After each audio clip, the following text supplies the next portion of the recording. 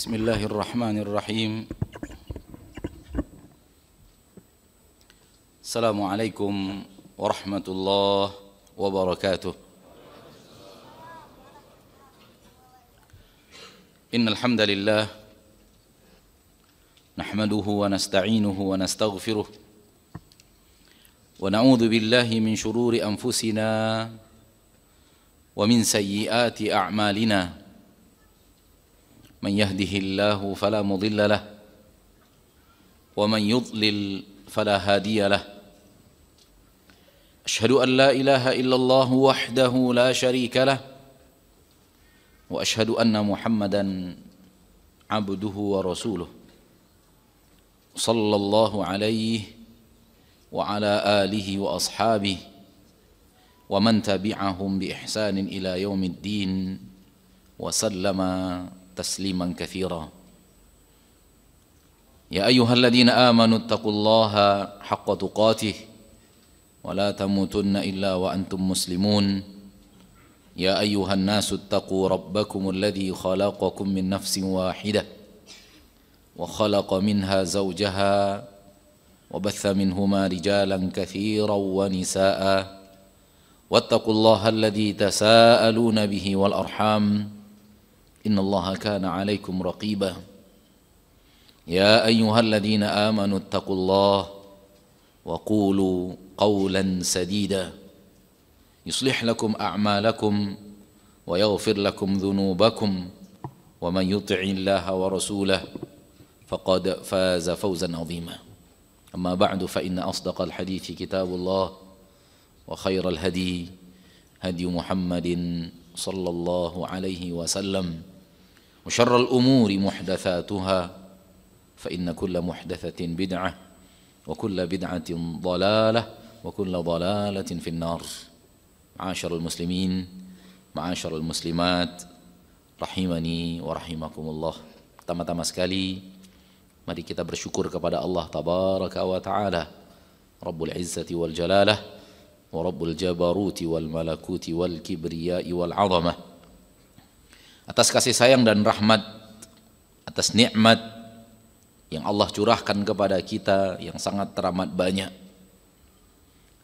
yang saking banyaknya Allah katakan kita tidak akan sanggup untuk mengetahui secara keseluruhan dan menghitungnya, menunjukkan akan banyak dan luar biasanya rahmat dan nikmat Allah yang Allah curahkan kepada kita. Salawat dan salam kepada Nabi kita tercinta, Rasul kita yang mulia, suri tauladan kita Nabi Muhammad bin Abdullah sallallahu alaihi wasallam, sebaik-baik manusia yang pernah menjejakkan kakinya dan melangkahkan kakinya di permukaan bumi. Beliaulah Nabi kita tercinta, Rasul kita yang mulia Muhammad sallallahu alaihi wasallam. Kita bahagia menjadi umat Rasulullah sallallahu alaihi wasallam, menjadi umat dari manusia terbaik. Bangga yang bukan sombong. Kita bahagia, bahagia yang bukan ujub. Allah takdirkan kita menjadi umat Nabi kita tercinta sallallahu alaihi wasallam. Umat untuk seorang Nabi terbaik di permukaan bumi. Dan menjadi umat, kewajibannya adalah mengikuti dan meneladani. Menjadi umat adalah kewajibannya mempelajari dari Nabi tersebut dan mengikuti seperti yang diperintahkan oleh Nabi tersebut. Maka jadilah seorang hamba yang patuh dan taat kepada Allah dan mengikuti Rasulullah sallallahu alaihi wasallam. Saudaraku saudariku muslimin wal muslimat rahimani wa rahimakumullah. Berulang-ulang di dalam Al-Qur'an Allah tabaraka wa taala menyatakan bahwa bumi dan seisinya itu milik Allah.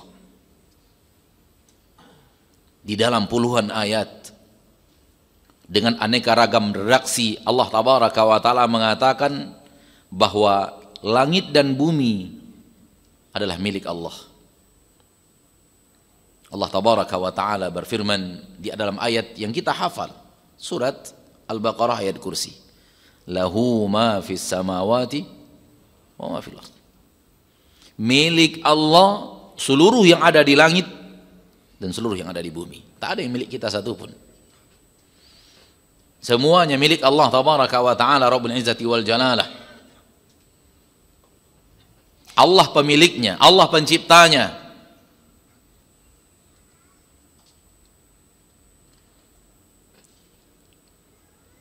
Ayat yang seperti ini berulang-ulang dan beredaksi yang berbeda-beda. Di antaranya lahu mulkus samawati wal ardh walahu ma fis samawati wa ma fil ardh lillahi ma fis samawati wa ma fil ardh, seperti yang ada dalam akhir surah Al-Baqarah.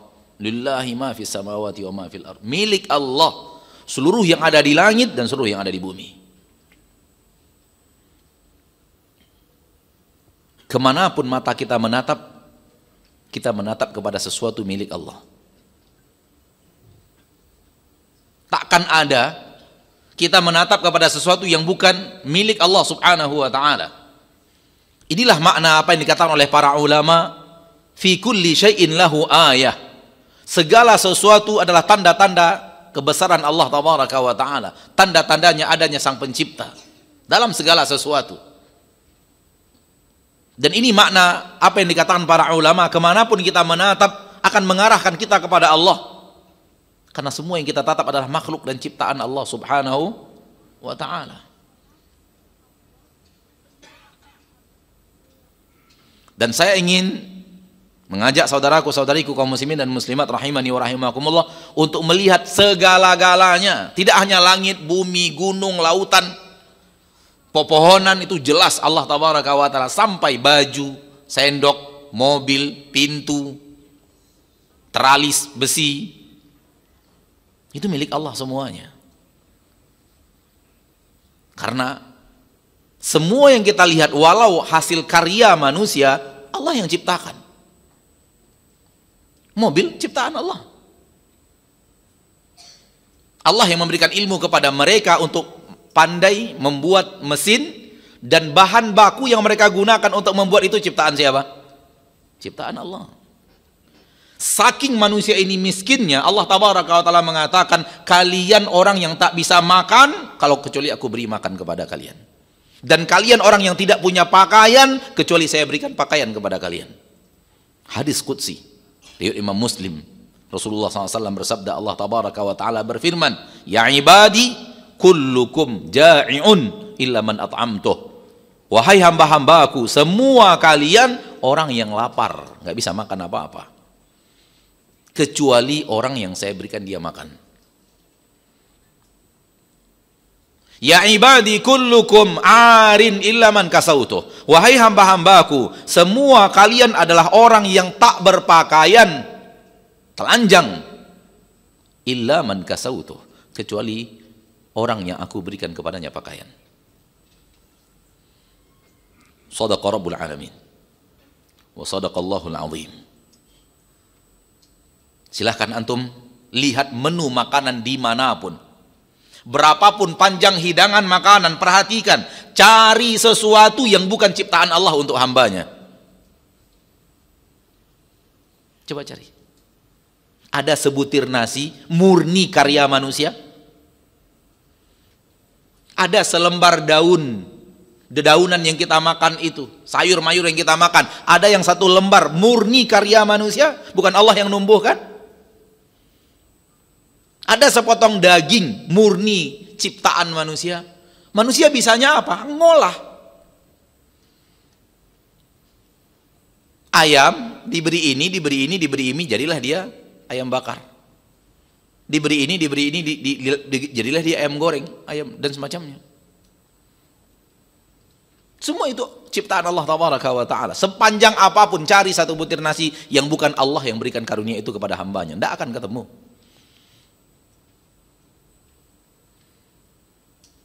Maka apa yang dikatakan oleh Allah tabaraka wa ta'ala tadi menunjukkan bahwa ketidakpunyaan, kepapaan dan kemiskinan para hamba, yaitu kita, tak punya apa-apa. Sampai sebutir nasi pun bukan kita yang punya. Ya ibadi kullukum adin illa man kasautu. Semua kalian adalah orang yang telanjang kecuali aku yang memberikan pakaian kepadanya. Memang kelihatan produk A, produk B. Namun coba lihat, dari mana dia membuat pakaian itu? Kalau tidak dari tanaman, kalau tidak dari hewan. Tanaman dan hewan itu siapa yang mencipta? Allah tabaraka wa ta'ala Rabbul Izzati wal Jalalah. Cari satu butir benang yang berasal dari bukan ciptaan Allah, nggak akan ada. Kenapa Allah tabaraka wa ta'ala selalu mengulang-ulang kalimat lillahi ma fis samawati wa ma fil ard? Agar manusia merasa dirinya tak punya apa-apa. Ketika dia tidak merasa dirinya tidak punya apa-apa, dia akan meminta kepada yang punya segala-galanya. Tapi kalau manusia sudah memiliki sifat saya punya, dia akan merasa tak membutuhkan siapa-siapa. Karena saya punya, mau apa lagi?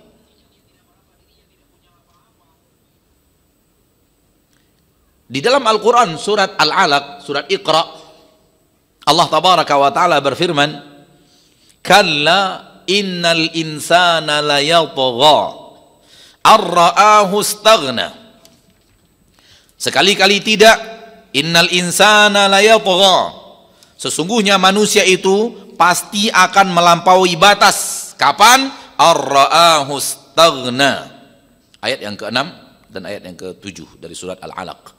Kalla innal insana layatgha ar-ra'ahu istaghna. Sekali-kali tidak, sesungguhnya manusia benar-benar akan melampaui batas. Maksud melampaui batas, berbuat maksiat, melanggar aturan Allah, diperintahkan tidak mau, dilarang dia kerjakan. Kapan? Ar-ra'ahu istaghna. Apabila dia melihat dirinya, istaghna. Kalau kita melihat Al-Quran terjemahan, istaghna sering diterjemahkan dengan kaya. Sehingga kalau kita lihat Quran terjemahan itu, kita akan menemukan kalimat itu. Ar-ra'ahu istaghna, ketika dia merasa dirinya, melihat dirinya sudah kaya. Dan makna kaya untuk kalimat istaghna masih kurang. Karena istaghna makna yang paling cocok adalah tidak membutuhkan siapa-siapa. Saya berdiri di kaki saya sendiri, saya mampu segala-galanya, saya bisa mengerjakannya, saya mampu membelinya, saya mampu membayarnya. Saya tidak butuh siapa-siapa lagi. Ini makna istaghna. Merasa diri mampu segala-galanya dan punya kemampuan segala-galanya tanpa membutuhkan siapa-siapa. Bahkan mungkin akan lebih parah dengan mengatakan orang lain yang butuh saya, bukan saya tidak butuh orang lain. Kalau sudah begini, Allah mengatakan pasti orang yang seperti ini berkecimpung dengan aneka ragam maksiat. Ar-ra'ahu istaghna, apabila dia merasa dirinya tak butuh lagi orang yang butuh dia. Sifat tidak membutuhkan siapa-siapa, hanya sifat Allah.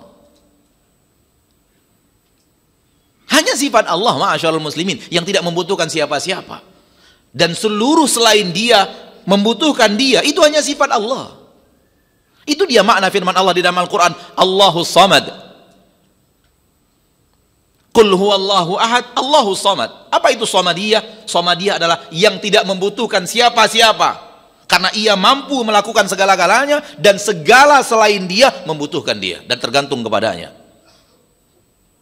Ini makna Samadiyah. Dan itu hanya sifat Allah. Dan apabila sifat ini dimiliki oleh manusia, maka dia akan melampaui batas, berbuat maksiat. Kenapa Allah tabaraka wa ta'ala Rabbul Izzati mengulang-ulang, kamu itu nggak punya apa-apa, yang punya itu hanya Allah. Kalian adalah miskin, kalian membutuhkan Allah tabaraka wa ta'ala, agar di dalam diri kita merasa ketergantungan kepada Allah yang sangat besar.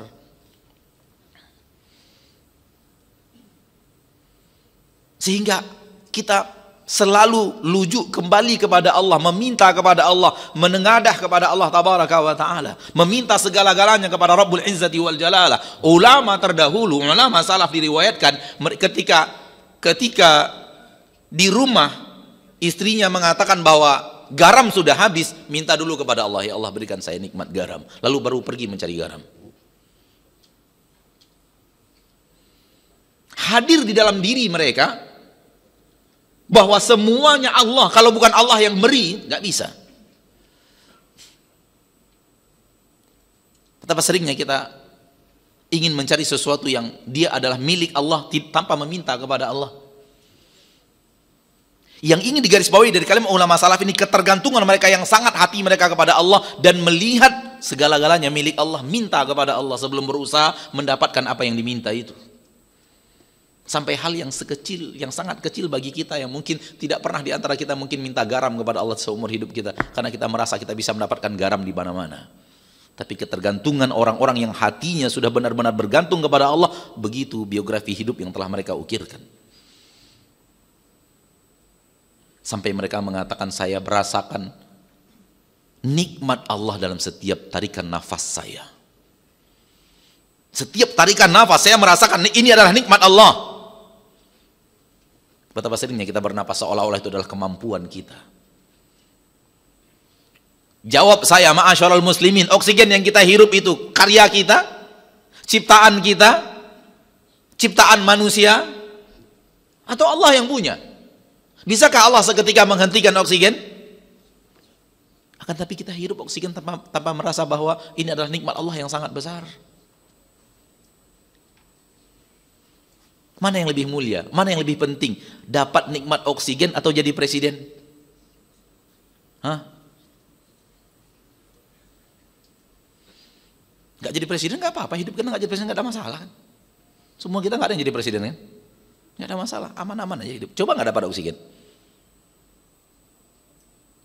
Beginilah para ulama hidup, orang-orang saleh yang menghambakan dirinya kepada Allah, benar-benar melihat nikmat-nikmat Allah dalam setiap gerak-gerik kehidupan mereka.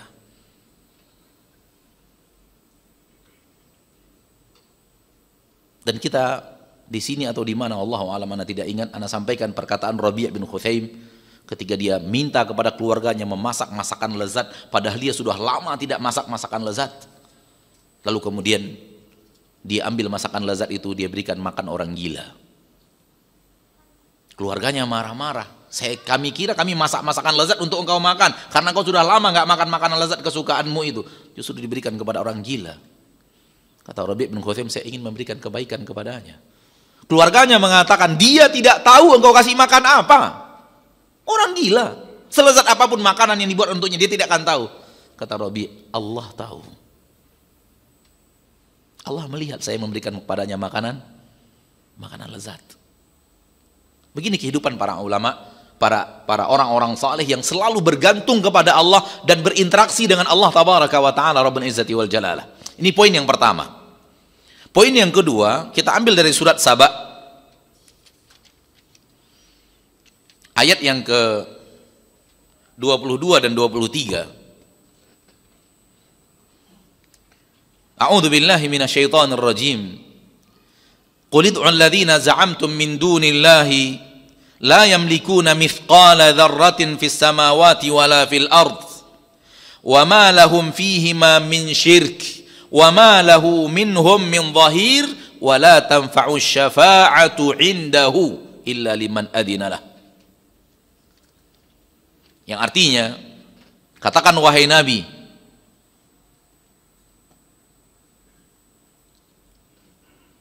silakan kalau kalian tidak mau menyembah Allah, silakan sembah orang-orang yang kalian anggap Tuhan selain Allah. Mereka yang kalian anggap Tuhan selain Allah itu, yang kalian agung-agungkan, yang kalian mulia-muliakan, yang kalian ingin meminta sesuatu kepadanya, satu, la yamlikuna mithqala dzarratin fis samawati wala fil ard. Sesuatu yang kalian sembah selain Allah tidak punya apa-apa di langit dan di bumi, walau hanya sebesar dzarrah. Tak punya apa-apa. Kalian meminta kepada selain Allah, yang kalian minta selain Allah itu nggak punya apa-apa. Satu biji zarrah. Zarrah adalah bahagian terkecil dari satu benda, itu dia zarrah.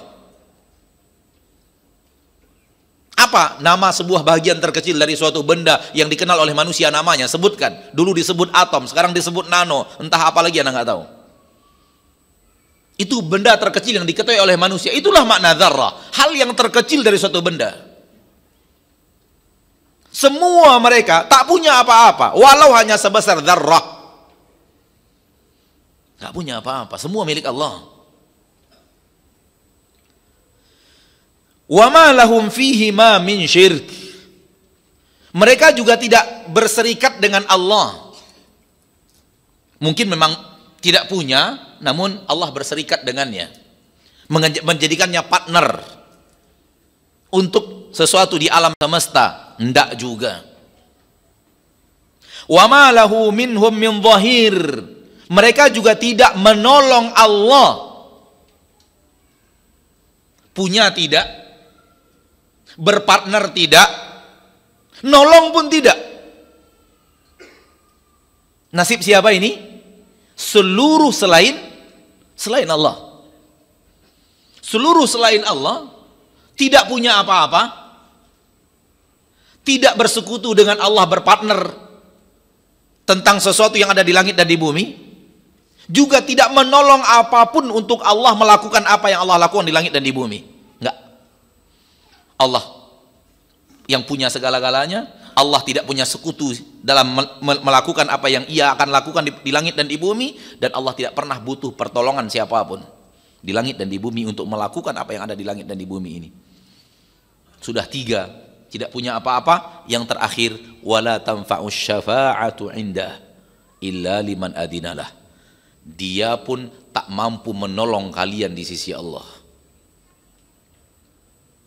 Sudahlah tak punya, tak berpartner, tak nolong, tak mampu memberikan syafaat. Itu yang kalian sembah. Ayat ini kata para ulama mengikis kesyirikan dan kekufuran sampai ke akar-akarnya. Ayat ini pembasmi syirik sekiranya difahami dengan baik dan benar, dan dihayati dengan baik dan benar, dan diamalkan dalam kehidupan sehari-hari. Hilang seluruh kesyirikan dari hati seorang hamba. Siapapun selain Allah tak punya apa-apa. Siapapun selain Allah bukan sekutu bagi Allah. Siapapun selain Allah tidak pernah nolong Allah. Allah tak membutuhkan pertolongannya. Bahkan tak bisa menolong kita, memberikan syafaat agar Allah bantu kita, tidak bisa juga. Kasih rekomendasi, ya Allah tolong fulan, nggak bisa. Ini menunjukkan bahwa Allah tabaraka wa ta'ala pengatur segala-galanya, pemilik segala-galanya, pengatur segala-galanya.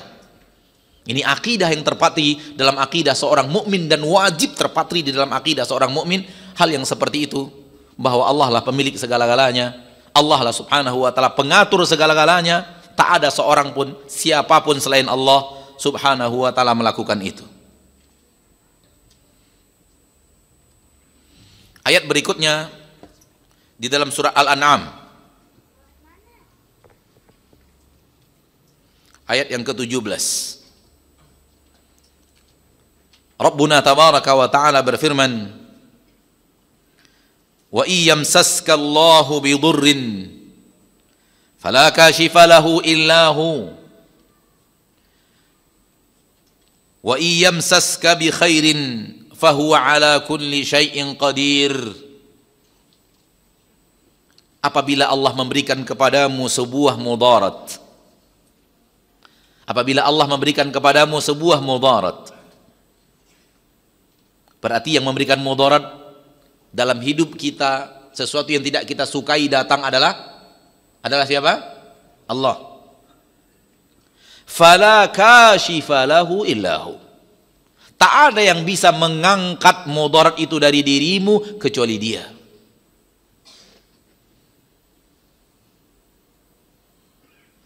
Wa iyyamsaska bi khairin, apabila Allah memberikan kepadamu kebaikan,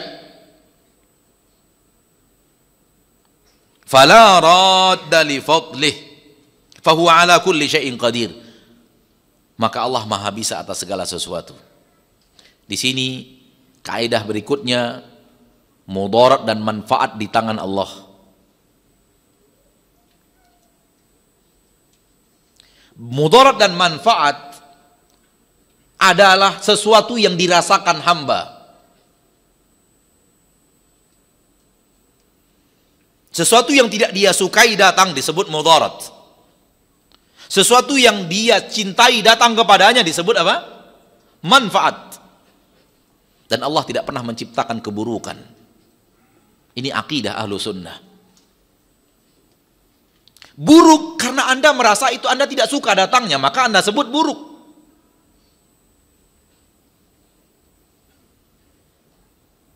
Namun Allah tidak pernah menciptakan sebuah keburukan.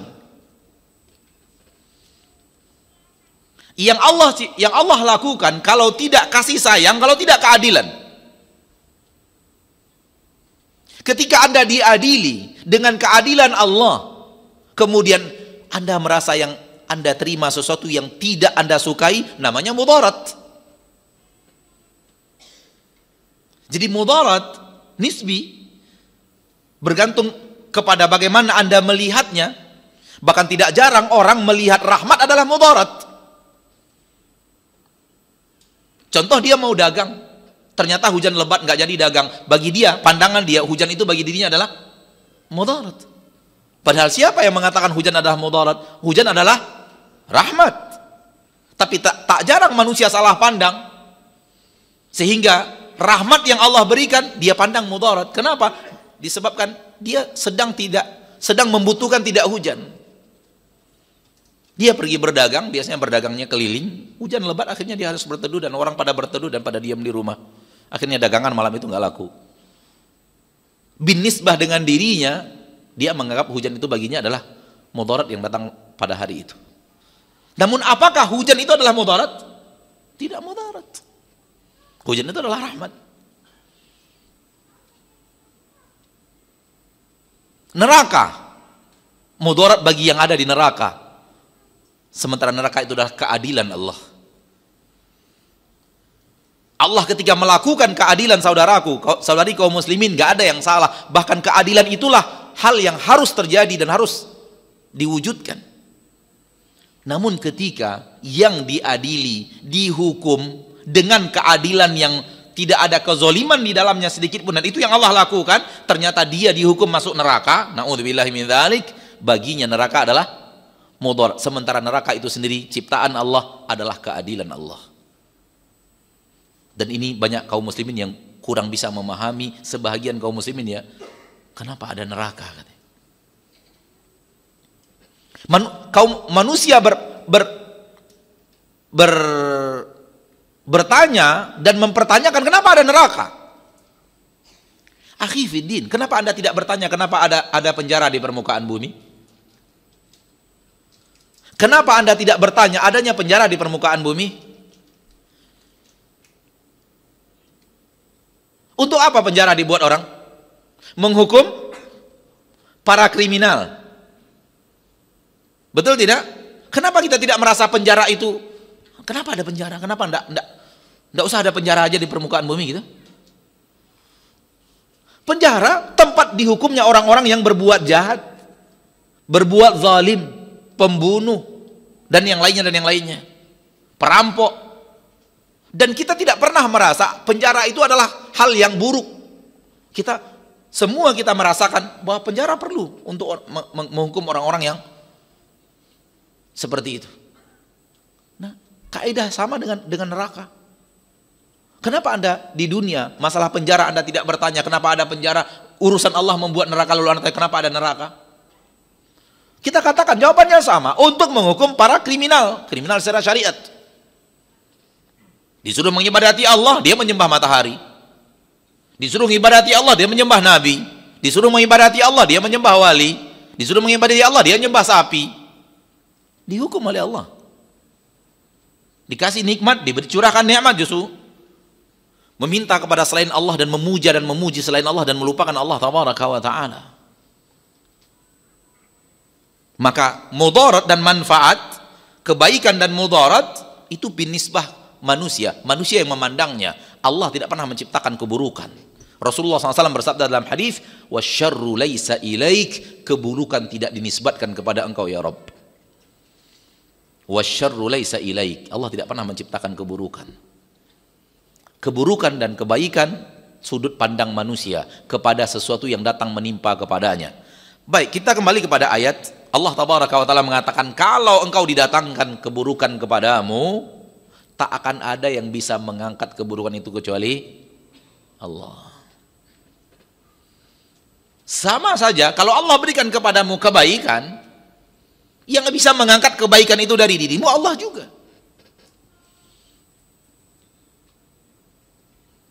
Baik. Kenapa saya berpanjang lebar dalam 3 kaedah-kaedah penting ini? Kaidah yang pertama, semua yang ada di langit dan di bumi milik Allah.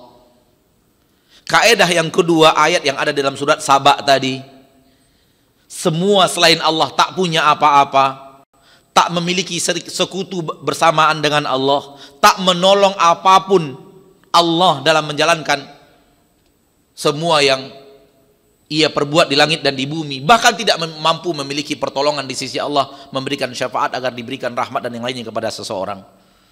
Ini kaidah besar. Dan kaidah berikutnya adalah yang ada dalam surah Al-An'am ayat yang ke-17 ini, bahwa manfaat dan mudarat semuanya di tangan Allah Subhanahu wa ta'ala. Untuk apa semua ini kita sampaikan? Untuk apa yang menjadi sesuatu kewajiban kita, yaitu serahkan segalanya kepada Allah. Serahkan segalanya kepada Allah. Inilah sifat yang Allah inginkan dari seorang hamba. Kita tidak menguasai langit dan bumi. Bukan kita penciptanya, bukan kita yang mengaturnya, dan kita tidak menolong Allah menjalankannya.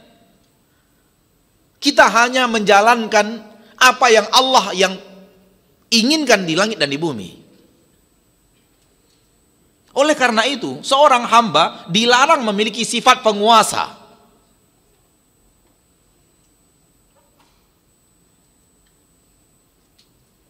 Walaupun dia pemimpin, tapi tidak boleh memiliki sifat penguasa.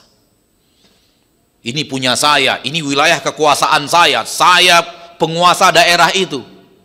Ini percikan kesombongan yang dibenci oleh Allah Tabaraka wa Ta'ala dalam diri seorang hamba. Dan neraka jahanam Allah ciptakan tempat berkumpulnya manusia-manusia sombong. Wahai manusia, apa yang engkau katakan bahwa engkau punya ini, itu wilayah kekuasaanmu, engkau mengatur di sana, engkau melakukan ini, melakukan itu. Bisakah engkau lakukan itu kalau 15 tahun yang lalu Allah stop nikmat oksigen dari dirimu? Bisakah engkau lakukan itu kalau 15 tahun yang lalu Allah cabut nikmat jantung dari dirimu?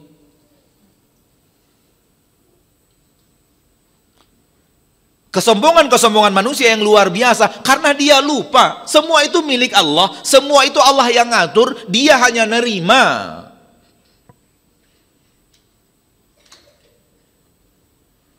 Akhirnya merasa punya. Setelah merasa punya, merasa kaya. Setelah merasa kaya, merasa tak butuh siapa-siapa. Justru orang yang butuh dia. Saya mau apa lagi? Sawit saya 10.000 hektar. Pemasukan per hari 1 miliar. Saya tak butuh orang lain. Subhanallah. Sawitmu 10.000 hektar, kerjakan sendiri, jangan pakai orang lain. Tanam sendiri, panen sendiri, angkat sendiri. Bisa? Engkau menjadi dirimu karena engkau sangat membutuhkan orang lain. Semakin banyak hartamu, ketika itulah engkau sangat membutuhkan orang lain yang banyak untuk menjalankan harta itu. Itu saja menunjukkan bahwa engkau adalah orang yang sangat lemah. Siapa yang bisa ngurus 10.000 hektar sawit coba? Sendirian. Tanam sendiri, rawat sendiri, pupuk sendiri, panen sendiri, angkat sendiri, jual sendiri. Semakin engkau kaya, semakin engkau membutuhkan banyak tenaga manusia. Tanpa mereka engkau bukan siapa-siapa.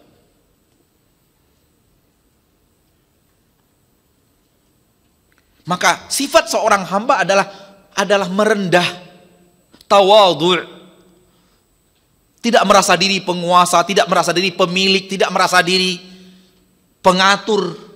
Kenapa? Memang itulah sifat yang diinginkan Allah dari seorang hamba. Tawadhu' lillah, bertawadhu'lah kepada Allah tabaraka, rendahkan dirimu kepada Allah Rabbul Izzati wal Jalalah. Rasulullah SAW bersabda dalam hadis yang sahih Imam Muslim, man tawadhu'a lillahi rafa'ah, barang siapa yang tawadhu' kepada Allah, Allah angkat dia setinggi-tingginya. Dan sebaliknya adalah berlaku, barang siapa yang ingin tinggi di permukaan bumi, Allah hinakan sehina-hinanya. Lihatlah manusia yang ingin benar-benar merasa paling tinggi di antara manusia lain bernama Fir'aun. Lihat bagaimana namanya saja sudah sangat membuat manusia muntah. Siapa dia? Penguasa dunia loh Pak. Tetapi sombong. Padahal Allah tegur berkali-kali. Dikirim kutu. Akhirnya di mana-mana ada kutu, bingung gimana ini. Mana ada penguasa bingung berhadapan dengan kutu. Minta kepada Nabi Musa, wahai Musa, berdoalah kepada Rabbmu. Kalau ia angkat kutu ini, kami ikut Musa. Kami ikut, kami beriman kepadamu. Nabi Musa berdoa kepada Allah, pemilik kutu itu. Kutu pun pada minggir, hilang. Ikut Fir'aun? Enggak. Kembali dia kepada ke jiwa penguasanya. Allah tegur lagi, Allah kirimkan belalang. Di mana-mana belalang. Anda penguasa, coba berhadapan dengan belalang ini coba.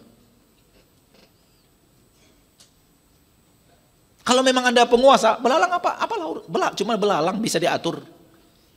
Allah menunjukkan kepada Fir'aun, kamu nggak bisa apa-apa, berhadapan dengan belalang aja nggak bisa.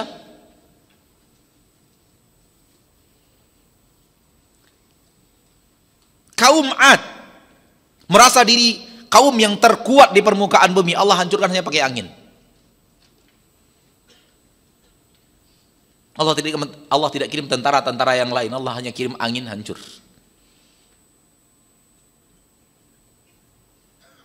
Maka apabila kita membaca ayat-ayat Allah Tabaraka wa Ta'ala tentang orang-orang yang Allah murkai, orang-orang yang Allah benci, karena sifat sombong yang ada pada diri mereka, mereka merasa mereka lah penguasa, mereka yang serba bisa, mereka yang mengendalikan, mereka yang mengatur. Tidak saudaraku. Anda penduduk bumi, bumi dan langit milik Allah, Allah yang ngatur segala-galanya. Perhatikan hidupmu, wahai muslim. Anda punya keinginan. Dan keinginan dirimu itu terbagi 4. Keinginan dirimu untuk melaksanakan ketaatan dan terjadi. Keinginan dirimu untuk melaksanakan ketaatan namun tak terjadi. 3. Keinginan dirimu untuk berbuat maksiat dan terjadi. Yang keempat, keinginan dirimu berbuat maksiat dan tidak terjadi. Tidak ada yang lain, habis. Keinginan dirimu untuk berbuat sesuatu yang diizinkan Allah, dihalalkan Allah Tabaraka wa Ta'ala, dan terjadi apa yang Anda inginkan. Dan keinginan untuk melakukan hal yang sama tidak terjadi. Kali ini terjadi, kali ini tidak. Siapa yang ngatur? Allah. Keinginan dirimu untuk melakukan sebuah maksiat, hal yang tidak diridhoi Allah, hal yang tidak disukai Allah. Manusia berbuat maksiat karena dia ingin berbuat maksiat, bukan dipaksa oleh Allah. Itu akidah Jabariyah yang sesat, yang mengatakan Allah yang ngatur segala-galanya, saya tidak punya keinginan, Allah yang ngatur keinginan saya. Anda punya keinginan. Allah mengatakan di dalam Al-Quran, wa ma tasyaun, tidaklah kalian berkeinginan. Berarti manusia punya keinginan. Allah berfirman dalam Al-Quran, wa qulil haqqu min rabbikum faman syaa falyu'min wa man syaa falyakfur. Kebenaran sudah datang dari Rabbmu, siapa yang ingin beriman, berimanlah, siapa yang ingin kufur, kufurlah. Ayat-ayat ini dan ayat yang senada menunjukkan bahwa manusia punya keinginan. Dia yang ingin kufur, ya silakan kufur. Dia yang ingin beriman, silakan beriman. Wa qulil haqqu min rabbikum faman syaa falyu'min wa man syaa falyakfur. Barang siapa yang ingin beriman, berimanlah, bagi yang siapa yang ingin kufur, kufurlah. Menunjukkan bahwa manusia punya kekuatan berkeinginan. Anda juga terkadang manusia berkeinginan untuk berbuat maksiat, dan yang Anda inginkan dari maksiat itu terjadi. Namun kadang lain Anda ingin berbuat maksiat, tidak terjadi. Fahamlah Anda bahwa bukan Anda yang ngatur hidup Anda, bukan kita yang ngatur hidup kita. Boleh kita berkeinginan, boleh kita berusaha, namun yang akan mengaturnya adalah Allah. Maka serahkan kepada Allah. Serahkan segala-galanya kepada Allah urusanmu. Jadilah hamba yang benar-benar, ya Rabbku, aku adalah hamba, engkaulah penguasa. Aku hanya akan menjalankan apapun yang kau putuskan dalam hidupku. Terkadang kau berikan kepadaku manfaat, akan aku syukuri. Terkadang kau berikan aku mudarat, aku akan bersabar.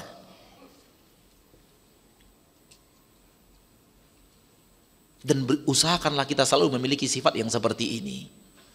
Apapun yang terjadi saudaraku, tak mungkin kita dan apa yang kita inginkan itu yang akan menang di permukaan bumi. Nggak mungkin. Yang akan menang di permukaan bumi adalah apa dan diinginkan oleh Allah terjadi. Dan Allah tabaraka wa ta'ala berulang-ulang menyebutkan di dalam Al-Quran, menggandeng antara nama Allah Al-Alim dan Al-Hakim. Inna Allah kana aliman hakima. Innahu alimun hakim. Alim dan hakim. Alim maha tahu segala-galanya. Allah maha tahu kebutuhan kita apa. Lebih tahu daripada kita.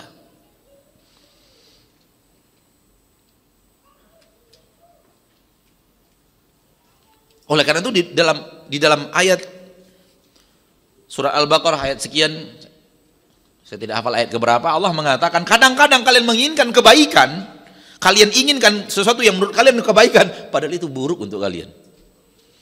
Dan kalian anggap sesuatu buruk, padahal itulah yang baik untuk kalian. Kenapa? Kalian tidak tahu, Allah tahu. Wallahu ya'lam. Allah tutup ayat dengan mengatakan wallahu ya'lamu wa antum la ta'lamun. Allah yang tahu, kalian nggak tahu.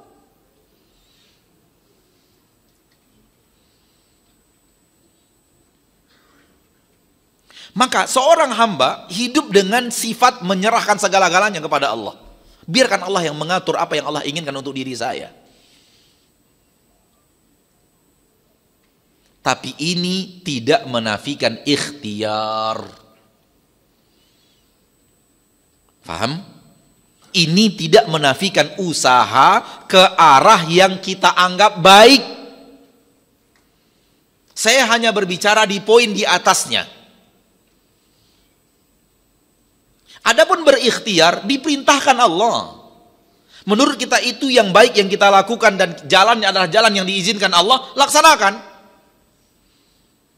Soal apakah yang baik yang kita inginkan itu akan Allah berikan kepada kita atau Allah halangi kita tidak dapat, serahkan kepada Allah. Dan ini perkataan Umar bin Khattab radhiyallahu taala anhu wa ardahu, inni ahmilu hammad du'a wa la ahmilu hammal ijabah. Yang saya pentingkan itu saya berdoa dan berdoa kepada Allah. Yang bukan yang saya pentingkan itu adalah dikabulkan atau dikabulkan. Bukan. Kenapa? Karena mengkabulkan tidak mengkabulkan kembali kepada ilmu Allah yang tahu maslahat dan mudarat untuk diri seorang hamba. Alangkah banyaknya manusia minta kaya. Tahukah dia kalau dia kaya, akankah dia ke surga atau ke neraka? Belum lama ini, di majelis ini, ada yang mengatakan, Ustadz begini penderitaan saya, bagaimana kalau saya menginginkan kematian? Dan saya menjawab, Anda inginkan kematian, yakinkah Anda setelah mati Anda akan mendapatkan nikmat kubur? Yakinkah Anda setelah kematian tidak mendapatkan petaka yang lebih dahsyat daripada kehidupan Anda di dunia ini? Jadi usaha itu perintah Allah menuju kebaikan yang kita anggap kebaikan, dan jalan menuju kebaikan yang kita anggap kebaikan itu jalan yang diridhoi dan dicintai oleh Allah. Yang kita tuju sesuatu yang diridhoi Allah, jalan menuju yang kita tuju jalan yang diridhoi dan dicintai oleh Allah. Dua hal itu kita lakukan. Namun ketika kita melakukan itu, hati kita tetap kepada bahasan yang tadi. Jadilah hati seorang hamba. Minta kepada Allah, dan jangan, ya Allah harus kabulkan. Saya minta udah berkali-kali, masa nggak dikabulin sih?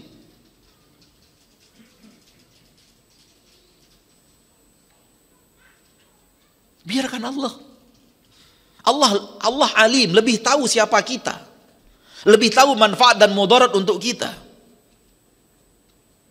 Dan hakim, Allah maha bijaksana, meletakkan segala sesuatu pada tempatnya yang benar, nggak pernah salah letak.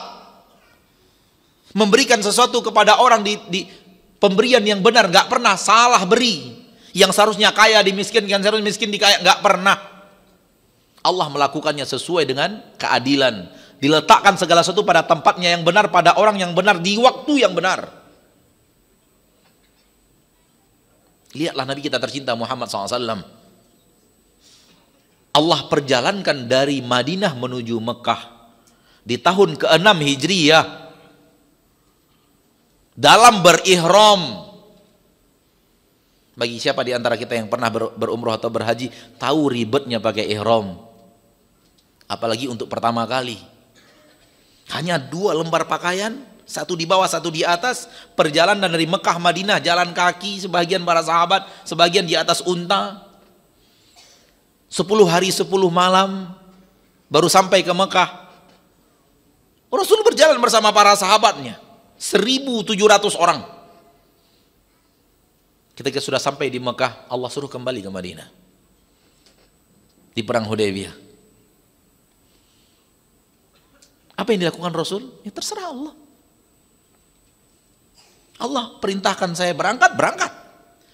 10 hari 10 malam berjalan sampai di Mekah. Allah suruh balik Madinah, balik Madinah.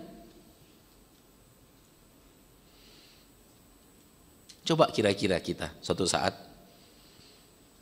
istri panggil, atau kita adalah suami, kita manggil istri, tolong datang ke tempat ini, perjalanan 10 jam. Akan sampai di tempat itu, balik arah, pulang lagi ke tempat asal. Ngedumelnya gimana coba? 10 jam loh saya udah. Rasulullah dan para sahabat 10 hari 10 malam. Dan kejadian di perang Hudaybiyah itu menunjukkan kepatuhan dan ketaatan para sahabat kepada Allah dan Rasulnya yang luar biasa. Awalnya mereka dikatakan kita akan berumroh, kita akan masuk Masjidil Haram, aman, kita akan potong rambut. Bahagia para sahabat, apalagi muhajirin. Kampung mereka Makkah. Berangkat. Labbaik Allahumma labbaik, labbaik la syarika laka labbaik. 40 kilo menjelang sampai di kota Mekah, Quraisy menghadang dengan pasukan. Nggak boleh masuk wilayah kekuasaan kami. Rasulullah dan Quraisy masih dalam perang. Namun Quraisy adalah kaum yang memuliakan Ka'bah. Dan Nabi Muhammad masuk bukan untuk berperang, tapi masuk untuk memuliakan Ka'bah dengan cara yang benar. Quraisy memuliakannya dengan cara yang batil, pakai kesyirikan. Jadi Quraisy bingung antara musuh dan orang yang akan memuliakan Ka'bah yang mereka muliakan juga. Tapi Quraisy nggak mau Nabi Muhammad masuk. Stop. Kami akan perangi. Para sahabat melihat Quraisy bersiap, mereka siap dengan perang. Ya, siap ke perang ya Rasulullah. Padahal mau ibadah. Tak membawa senjata perang. Dikatakan perang, siap perang. Oke. Kata Nabi SAW setelah itu, kita nggak jadi perang. Quraisy nggak jadi ingin berperang, kita nggak jadi perang. Ya udah nggak jadi, ya nggak jadi.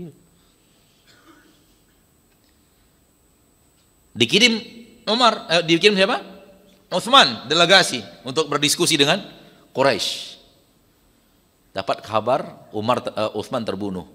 Kalau utusan sudah dibunuh, itu tandanya tidak ada negosiasi, yang ada perang. Akhirnya perang lagi. Ya sudah, Rasul sampai ambil baiat. Rasul ambil apa? Baiat di bawah pohon. Bahwa kalian harus menolong agama Allah, mempertahankan agama Allah, walau sampai meninggal dunia tersendara terakhir. Dan semua sahabat siap perang lagi. Coba awalnya perang, oke. Setelah itu nggak jadi, udah nggak jadi. Perang lagi, udah perang lagi. Udah. Awalnya panas, siap mereka panas. Didinginkan, dingin. Panas lagi para sahabat. Mereka benar-benar patuh dan taat kepada Allah dan Rasulnya. Ternyata setelah itu Utsman datang radhiyallahu anhu. Kata Rasul, nggak jadi perang, Utsman nggak terbunuh, nggak jadi lagi. Terakhir balik ke Madinah, kata nggak jadi umroh. Balik ke Madinah, 10 hari 10 malam lagi perjalanan. Apa yang terjadi? Mereka adalah kaum yang pandai menghambakan dirinya kepada Allah. Mereka adalah kaum yang tahu Ini semua Allah yang ngatur. Subhanahu wa ta'ala. Kita hanya makhluk ciptaan Allah yang diperintah dan dilarang. Terserah Allah mau perintah apa dan larang apa. Dalam perintah Allah terdapat kebaikan untuk kita, dalam larangan Allah terdapat keburukan untuk kita. Bukan terserah kita maunya apa. Sering manusia kalau dilarang berbicara yang kotor misalnya oleh kawan-kawannya, terutama kawan-kawan nongkrong dan semacamnya, dia bilang terserah saya, mulut-mulut saya. Gitu. Hal yang sama coba praktekkan. Terserah Allah. Makhluk ini milik Allah, bumi milik Allah, langit milik Allah, Allah yang ngatur, terserah Allah. Dan itu yang benar. Adapun mulut-mulut saya terserah saya itu salah, karena mulut Anda milik Allah, terserah Allah ngaturnya. Disuruh membaca Al-Quran, disuruh jujur, disuruh membahagiakan orang lain, disuruh untuk memuliakan orang tua, disuruh untuk bertakbir, membaca Al-Fatihah di dalam sholat dan yang lainnya. Terserah Allah, mulut milik Allah kok. Dan melarang sesuatu dari mulut, dilarang dusta, dilarang ghibah, dilarang bersumpah dengan nama selain Allah. Terserah Allah, karena mulut ini milik Allah, Allah yang punya. Terserah Allah ngatur apa.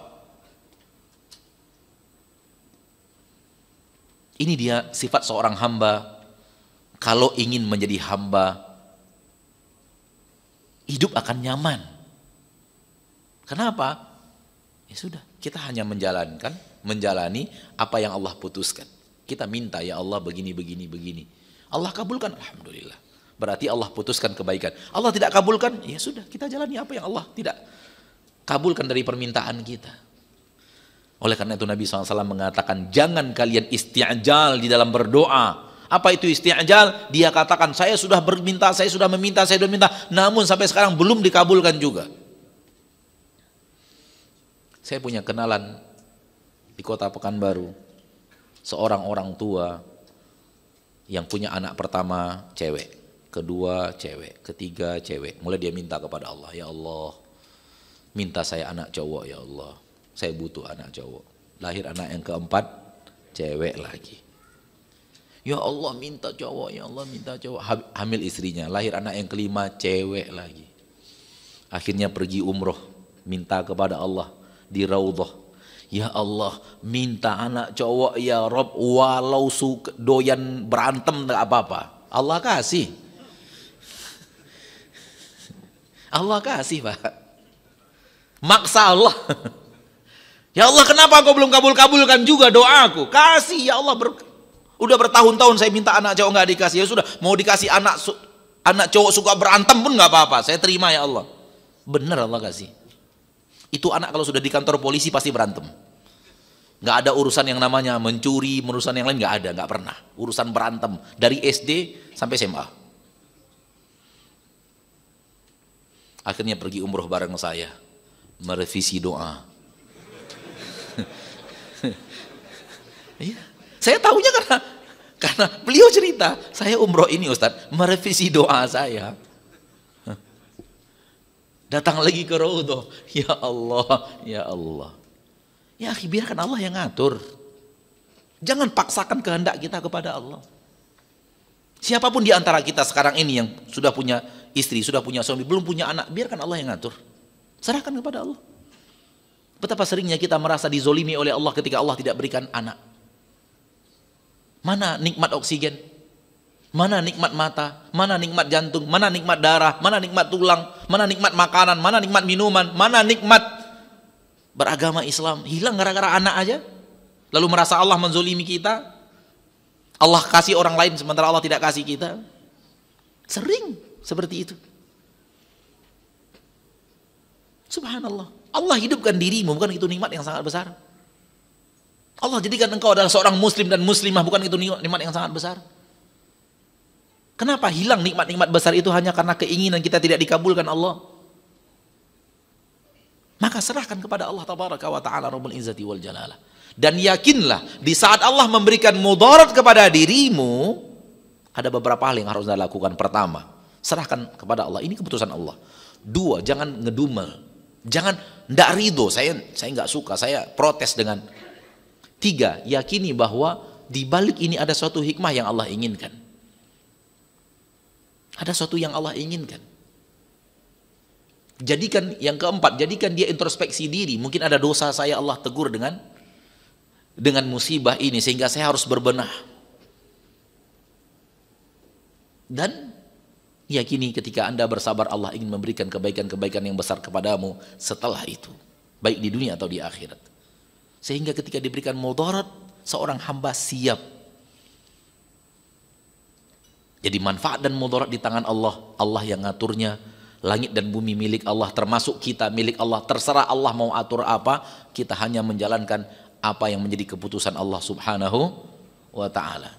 Jadi hiduplah sebagai seorang hamba yang pandai menyerahkan segala urusannya kepada Allah subhanahu wa ta'ala. Ini yang bisa saya sampaikan secara materi pada kesempatan yang berbahagia ini. Ma'asyarul muslimin, ma'asyarul muslimat, waktu yang tersisa bi'ifnillahi azza wa jal kita jadikan untuk menjawab beberapa pertanyaan. Salah satu di antara yang berhubungan dengan tema adalah mengucapkan insya Allah untuk sebuah perbuatan yang akan kita lakukan nanti. Semakin seorang hamba punya sifat yang tadi, semakin dia tidak akan hilang dalam mengucapkan insya Allah. Semakin seorang hamba punya sifat yang tadi, benar-benar tergantung kepada Allah, dia serahkan urusannya kepada Allah, semakin seorang hamba itu akan selalu datang dari lisannya kalimat insya Allah untuk sesuatu yang akan dia lakukan. Kenapa? Dia benar-benar tahu, dia ingin, tapi belum tentu Allah ingin. Dan Allah tabaraka wa ta'ala pernah menegur Rasulnya tercinta Muhammad sallallahu alaihi wasallam ketika satu kali lupa mengucapkan insya Allah. Lupa padahal. Dan di dalam Al-Quran surat Al-Qalam, Allah membakar kebun kaum yang tidak mengucapkan insya Allah ketika akan memanen. Besok kita panen, malam kita berangkat, subuh. Mereka, Allah katakan wala yastathnun. Mereka tidak mengucapkan istithna, insya Allah tidak mereka ucapkan. Malam itu Allah kirim api terbakar. Malam-malam subuh mereka bergerak pergi ke kebun mereka, nggak ada lagi hasil kebun, udah habis terbakar malam tadi. Allah mengatakan wala yastathnun karena mereka tidak beristithna. Dan Rasulullah SAW ditegur oleh Allah sehingga turun firman Allah di dalam Al-Quran ketika ditanya oleh orang Quraisy tentang Dzulqarnain. Nabi mengatakan besok saya beritahu kepada kalian. Lupa Nabi mengucapkan insya Allah, ditegur oleh Allah. 1 bulan Allah nggak turunkan berita tentang Dzulqarnain. Sehingga ditertawakan oleh orang Quraisy. Hai Muhammad, mana Dzulqarnain? Cerita Dzulqarnain. Saya akan datangkan. Insya Allah. Baru setelah satu bulan Allah turunkan. Bersamaan turunnya firman Allah, wala taqulanna li syai'in inni fa'ilun dzalika ghadan illa ayyasha Allah. Jangan katakan besok saya akan lakukan kecuali kalau diiringi dengan kalimat insya Allah. Saya juga ditegur suatu saat, lupa insya Allah. Mau pergi pengajian jam 10, tinggal 2 belokan lagi. Belokan pertama ke kiri hanya sekitar 20 meter, belokan kedua ke kanan hanya sekitar 30 meter. Ketemulah masjid tempat kajian itu. Dan ketika akan belok itu, datang telepon dari panitia, Ustadz kajian, iya 1 menit lagi. 1 menit lagi. Tiba-tiba datang sepeda motor, nabrak saya dari depan. Sepeda motornya masuk kolong. Akhirnya setengah jam baru sampai. Ustadz, gimana yang 1 menit tadi? Saya katakan, saya tanya, saya tadi ngucapin insya Allah enggak? Enggak Ustadz. Ya berarti ditegur oleh Allah. Akhirnya ngurusi nabrak, orang yang nabrak saya juga. Setengah jam baru kemudian bisa sampai ke musola. Dari situ saya punya pengalaman pahit, lupa mengucap insya Allah itu kadang-kadang Allah berikan teguran pahit kepada kita. Dan seorang hamba yang semakin kental terkaitannya dengan Allah sang pengatur, selalu kalau ingin melakukan sesuatu ucapkan apa? Insya Allah. Kita nanti ketemu ya, insya Allah. Besok begini, insya Allah. Nah,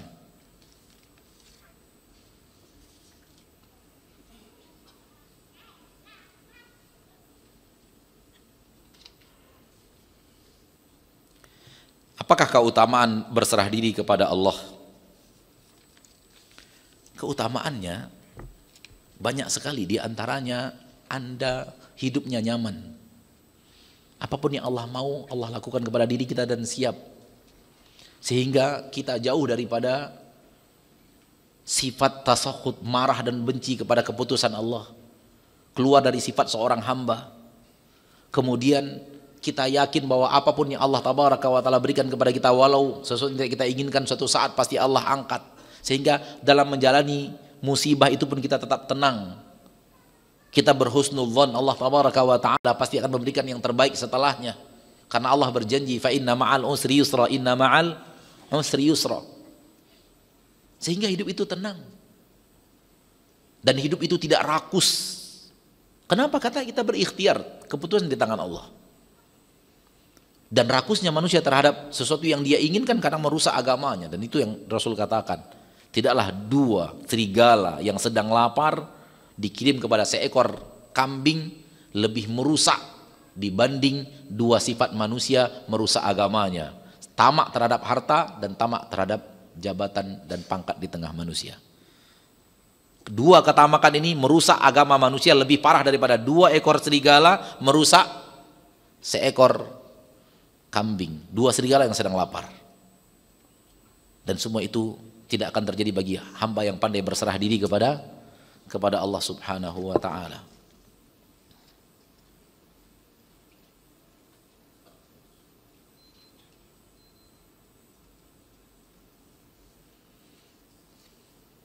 Bagaimana kalau kita terkadang mengatakan saya tidak butuh siapa-siapa, tapi hanya butuh Allah?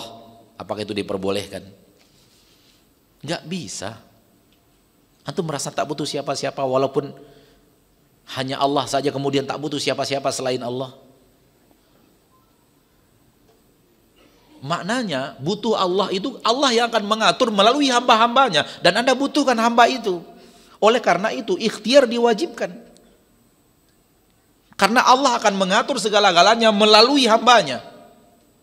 Namun Allah, kalimat hasbunallah, cukup bagi kami Allah, bukan berarti menafikan orang lain yang akan datang membantu kita karena Allah takdirkan. Maka kita tidak butuh manusia. Siapa? Kita ini siapa yang tidak membutuhkan manusia? Coba. Syekh Abdul Qadir Syaibatul Hamd dalam salah satu kitabnya mengatakan, satu potong roti itu tidak akan bisa dinikmati manusia kecuali dengan banyaknya tenaga manusia lain untuk satu potong roti itu. Itulah manusia saking lemahnya. Satu potong roti butuh apa? Butuh orang-orang yang membuat alat pertanian. Butuh yang bertani, butuh yang berdagang, butuh yang membuat alat roti, butuh yang membuat roti, butuh yang dagang roti baru sampai ke kita. Itu hanya satu potong roti. Membutuhkan tenaga puluhan manusia untuk sampai kepada kita. Bagaimana mungkin kita tidak butuh orang-orang di sekitar kita? Kita membutuhkan mereka. Tetapi tidak kepada mereka dan melupakan Allah. Tetap hati kita tertambat yang paling tinggi dan paling besar yang kita harapkan hanya Allah. Ini makna hasbunallah wa ni'mal wakil. Maka letakkan pada tempat yang benar. Saya tidak butuh siapa-siapa kecuali hanya butuh Allah. Kita butuh Allah dan butuh orang-orang yang Allah akan kirim kepada kita untuk kebaikan itu. Wallahu ta'ala a'lam. Tapi tidak boleh orang dulu yang kita butuhkan, baru setelah orang tak bisa baru ngadu kepada Allah. Nah, itu yang salah. Setelah manusia semuanya tak mampu, datang ini. Usaha pertamanya selalu kepada manusia. Seluruh pintu manusia tertutup, baru ingat Allah. Oh iya ada Allah. Baru sholat tahajud. Nangis-nangis minta kepada Allah. Dia lupakan Allah dalam perkara hidupnya. Dia lupakan Allah Subhanahu wa ta'ala. Didatangi sini, berharap, meminta, melas. Tak dapat, datang ke sini minta melas nggak dapat, datang ke sini merasa seluruh manusia pintu manusia tertutup, dia bingung, baru ingat oh ya ada Allah, baru pergi sholat tahajud, baru minta. Subhanallah, itu pun Allah masih kabulkan loh Pak, itu pun masih Allah kabulkan. Doa orang terjepit setelah minta kemana-mana tidak dapat, akhirnya minta kepada Allah dengan merintih, minta, menangis, Allah masih kabulkan. Walaupun Allah dijadikan yang terakhir. Lihat bagaimana pengasih dan penyayangnya Allah. Lihat bagaimana sabarnya Allah dengan sifat-sifat hambanya. Berhadapan dengan perilaku hamba yang menghilangkan Allah dalam kepentingan mereka. Dan itu banyak manusia seperti itu sekarang itu. Begitu ada perkara yang dia ingat makhluk. Yang dia ingat makhluk. Setelah seluruh makhluk yang dia harap bisa menolongnya tak bisa, dia baru frustasi dan baru, oh ada Allah. Baru dia ngetuk pintu langit dengan doanya. Waliyadzubillah. Dan bukan itu cara yang benar. Allah, Rasul mengatakan, di saat lapang ngadu terus kepada Allah, di saat sempit Allah akan bantu. Ta'aruf ilallahi firraha ya'rifka fi syiddah. Ketika Anda lapang, ketika Anda tidak sedang mendapatkan mudarat, terus kenal Allah, mendekatkan diri kepada Allah, berdoa kepada Allah. Ketika Allah memberikan kepada Anda mudarat, ketika mudarat datang kepadamu, Allah akan tolong dan bantu. Kenapa? Di masa-masa lapang Anda adalah manusia yang ingat Allah. Maka siapapun di antara kita yang dapatkan mudarat, dan sebelum-sebelumnya dia adalah orang yang patuh dan taat kepada Allah dan rajin beribadah, absyir bil khair, Allah pasti tolong, Allah pasti bantu. Itu janji Rasulullah, dan janji Rasulullah datangnya dari Allah subhanahu wa ta'ala. Kalau pertanyaan, ya pertanyaan saja, jangan ngirim surat gitu. Ini bukan pertanyaan, ini surat yang dikirim. Untuk bacanya aja butuh waktu. Belum memahaminya, belum menjawabnya. Kita hanya menerima pertanyaan, kita nggak menerima surat.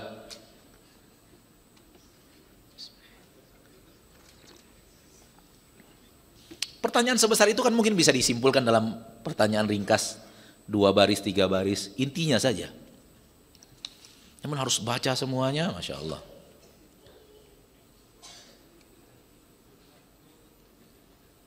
Ustadz, bagaimana hukumnya bila kita berbelanja di sebuah warung di mana kita sudah mengetahuinya pemiliknya itu adalah orang Syiah? Abu Bakar belanja sama orang Yahudi. Abu Bakar belanjanya sama orang Yahudi. Abdurrahman bin Auf belanjanya ke orang Majusi. Anda lebih warok kayaknya dari Abu Bakar kayaknya. Ya akhi, transaksi dunia adalah dunia. Anda mau belanja, mau beli dari manapun, asal yang Anda beli benda halal, yang dihalalkan Allah untuk dibeli, maka nggak ada masalah. Dari siapapun, termasuk orang kafir. Karena transaksi di dunia itu tidak dilihat muslim atau kafir. Transaksi dunia berlaku. Asal yang dibeli halal, caranya halal, bendanya halal, cara mendapatkannya halal. Udah, siapapun orang itu. Kalau kita tak boleh membeli dari orang kafir, benda-benda dari orang kafir, dilarang dalam syariat kita, berat hidup antum. Coba lihat, beli barang made in mana itu? Hampir nggak ada made in Bogor gitu, nggak ada. Nggak ada, hampir nggak ada. Allah subhanahu wa ta'ala maha tahu segala-galanya. Sampai Rasul pun minjam dari orang Yahudi. Transaksi duniawi nggak ada masalah.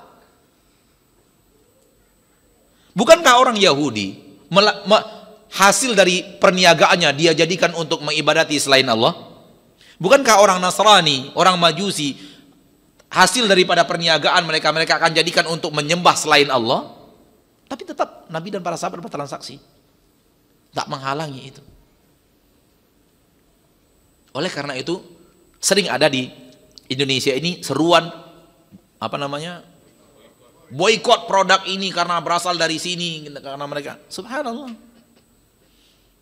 itu adalah duniawi, tidak ada hubungannya sama agama. Wallahu a'lam.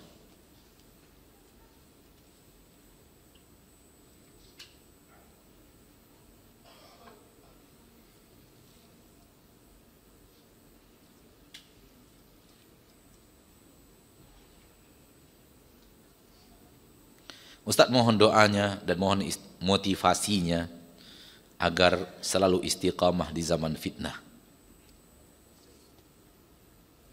Ma'asyiral muslimin rahimani wa rahimakumullah. Sebelumnya saya berdoa untuk saya dan kita semuanya. Semoga Allah Tabaraka wa Ta'ala berikan kepada kita kekuatan untuk berpegang teguh dengan agama kita. Menjadi orang soleh itu tidak berat, asal kita mau. Hanya dua saja. Pertama, ketahui halal haramnya. Yang kedua, kalau halal kerjakan, kalau haram tinggalkan. Udah itu aja. Ketahui halal haramnya. Kalau halal kerjakan, kalau haram tinggalkan. Udah, jadi orang istiqomah sudah. Jadi orang soleh sudah.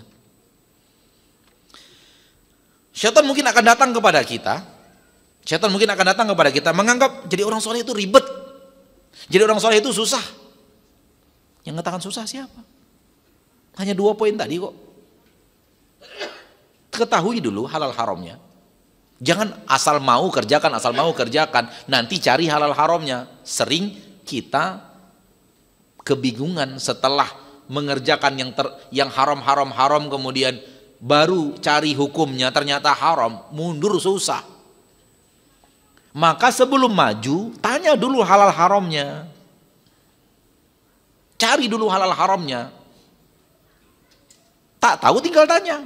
Halal enggak ini, boleh enggak begini. Kalau halal kerjakan, kalau haram tinggalkan. Udah, itulah syarat jadi orang saleh. Itulah syarat untuk istiqamah.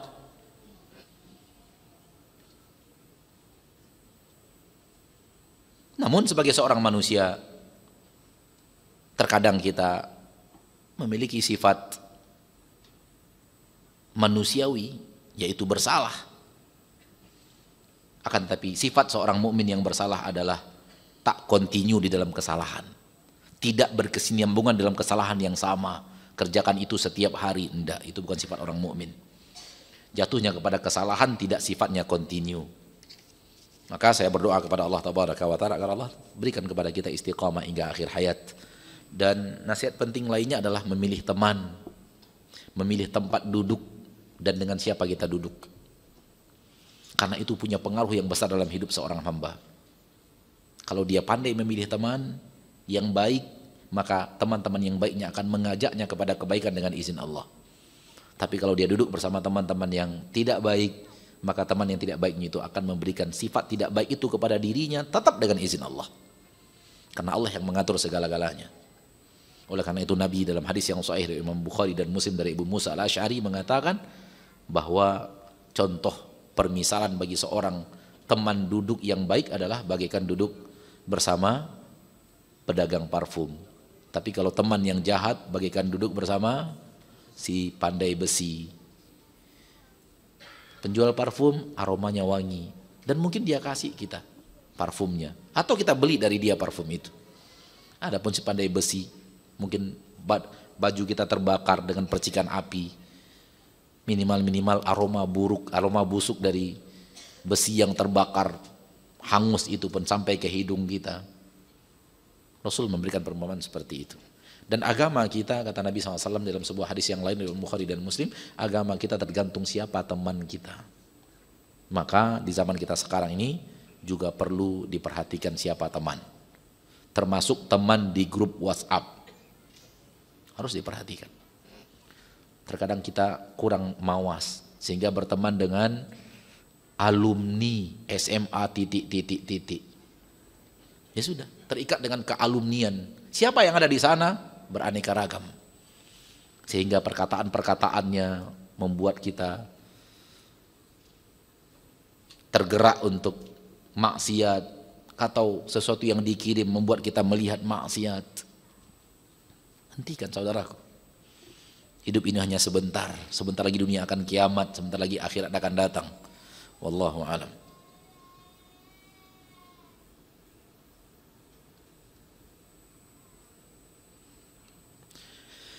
Apakah ilmu atau kelebihan yang kita miliki lalu kita tunjukkan kepada orang lain, apakah termasuk kepada kesombongan? Sombong letaknya di dalam dada, bukan di dalam tampilan anggota badan luar. Bukan dalam apa? Tampilan anggota badan luar. Contoh tadi, kita punya ilmu, kita terangkan ilmu itu kepada manusia. Kita punya mengerti ilmu manajemen, kita terangkan ilmu manajemen. Itu tampilan luar. Sombong ada di mana? Dalam hati. Sehingga apa? Ada orang yang berilmu menampilkan ilmunya dengan sombong, ada yang tidak. Ada orang yang mengajarkan orang lain, menunjukkan kelebihannya di depan orang lain dengan sombong, ada dengan tidak. Kita tidak bisa menghukumi, oh dia tampil berarti sombong. Oh dia menunjukkan kemampuannya berarti sombong. Tidak bisa. Karena sombong letaknya di dalam dada dan kita tidak boleh menebak isi hati manusia. Memberikan keputusan, oh sombong orang itu. Nggak boleh. Kenapa? Karena itu isi hati. Kita tidak punya kemampuan untuk melihat isi hati itu. Yang punya kemampuan untuk itu adalah Allah Subhanahu wa ta'ala. Wallahu a'lam.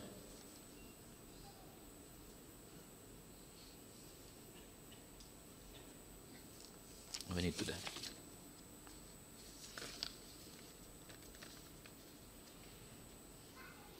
Apa hukumnya mengucapkan insya Allah hanya untuk menyenangkan orang lain? Bohong insya Allah. Bohong pakai insya Allah ya. Subhanallah. Kalau memang Anda tidak bisa hadir, katakan mohon maaf saya nggak bisa hadir. Ada halangan bla bla bla bla bla. Kenapa harus berbohong? Iya, hadir. Insya Allah. Insya Allah bukan digunakan untuk berbohong, saudaraku. Insya Allah itu karena Anda tidak yakin. Anda mau, tapi Anda tidak yakin karena yang ngatur Allah. Maka diucapkan kalimat insya Allah. Tapi kalau memang dari awal nggak mau hadir, dari awal nggak mau datang, jangan hadir insya Allah. Itu hitungannya bohong. Sudah pakai bohong, pakai bawa-bawa nama Allah gitu loh. Takutnya 2 kali kena loh Pak. Bohong-bohong aja, 1 kena ya. Pakai nama Allah dalam berbohong 2 kali dosanya. Allah menyuruh kita tidak berbohong. Menyenangkan hati orang ini kan alasan aja kan. Padahal kita tidak mau datang. Kalau tidak mau datang, tidak bisa datang, ucapkan maaf saya nggak bisa, saya berhalangan. Tapi sekiranya halangan itu nanti terhindar dan halangan itu diangkat oleh Allah, insya Allah saya datang. Nggak ada masalah. Kita tidak berbohong. Sekiranya halangan itu tidak ada, atau diangkat oleh Allah, kita berjanji akan dijemput oleh seseorang safar pada hari itu. Tapi bisa jadi orang itu sakit dan yang lainnya. Maka hidup itu tak ada senikmat jujur, tak ada selempeng jujur, tak ada seindah jujur. Walau ada pahit-pahitnya, tapi hasil akhirnya adalah kebaikan. Dan Allah menceritakan kisah-kisah jujur di dalam Al-Quran, dan Rasulullah bercerita tentang kejujuran di dalam hadis. Justru berbuat dusta itu menjerumuskan kita kepada dosa-dosa yang lainnya. Dari Abdullah bin Mas'ud radhiyallahu taala an, Rasulullah SAW bersabda, "Iyyakum wal kadhib, fa innal kadhiba yahdi ilal fujur wa innal fujura yahdi ilan nar." Jauhi oleh kalian sifat berdusta, karena dusta itu akan membawa kalian kepada dosa-dosa, dan dosa-dosa akan menggiring kalian ke neraka. Maka kalau tidak bisa, katakan tidak bisa. Tidak mau, katakan tidak mau. Jangan tidak mau dan tidak bisa, namun katakan bisa, pakai insya Allah. Itu namanya dusta. Katakan apa yang dusta itu adalah apa yang di sini tidak kita keluarkan di sini. Di sini beda, di sini beda. Itu dusta. Jujur apa? Yang di dalam sama dengan yang di luar. Apa yang ada di dalam keluarkan. Itu dia kejujuran. Sampai di sini pertemuan kita pada kesempatan yang berbahagia ini. Ma'asyiral muslimin, ma'asyiral muslimat, rahimani wa rahimakumullah. Semoga Allah tabaraka wa ta'ala yang mempertemukan kita di majlis ini, mempertemukan kita di surganya. Dan semoga Allah tabaraka wa ta'ala Rabbul Izzati wal Jalalah memaafkan kita di yaumil hisab, dan menguatkan kaki kita di saat sedang melintas di atas sirat.